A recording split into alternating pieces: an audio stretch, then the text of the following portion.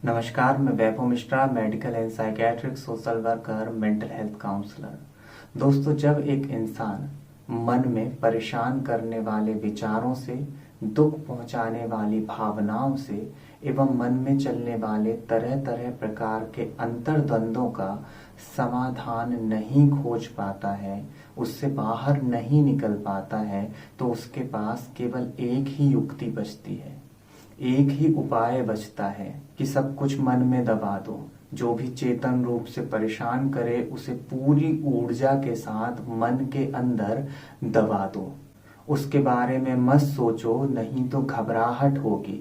उसके बारे में मत सोचो, नहीं तो बेचैनी होगी।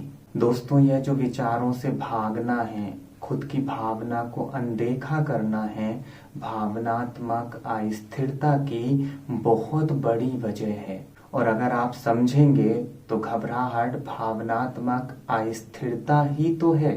आप स्वयं विचार करें, क्या भावनात्मक अस्थिरता पैदा करने वाले विचारों से भाग करके भावनात्मक स्थिरता को प्राप्त किया जा सकता है?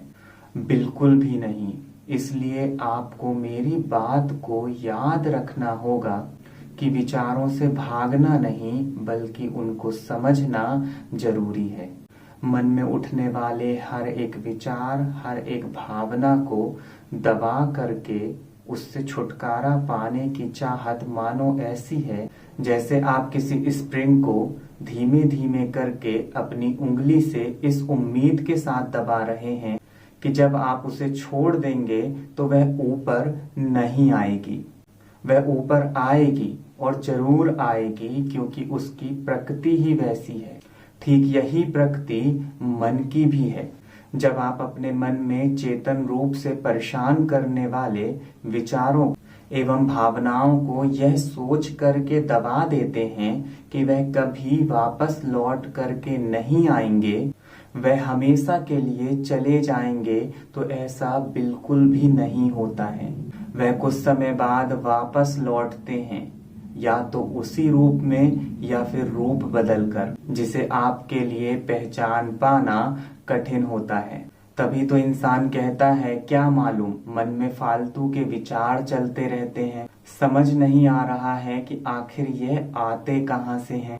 न जाने क्यों एक घबराहट, एक बेचैनी सी हर समय बनी रहती है। समझ में नहीं आ रहा आखिर ऐसा क्यों हो रहा है। जिसे इंसान कहता है कि समझ में नहीं आ रहा आखिर ऐसा क्यों होता है, ये वही विचार एवं भावनाएं हैं जिसे पूरी ताकत के साथ मन की गहराइयों में दबा दिया गया है, ताकि वह परेशान ना कर सके।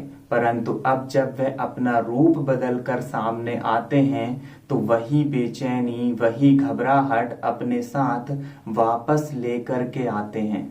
इसलिए मैं आपसे कहता हूं कि विचारों से भागने की नहीं, बल्कि उन्हें समझने की आवश्यकता है। और अगर बढ़ी हुई भावनात्मक अस्थिरता के चलते यह कार्य आपको कर पाना कठिन हो रहा है, तो आप ऑनलाइन मेंटल हेल्थ काउंसलिंग के लिए मुझसे संपर्क कर सकते हैं। अपना ख्याल रखें। अगले वीडियो में फिर मुलाकात होगी।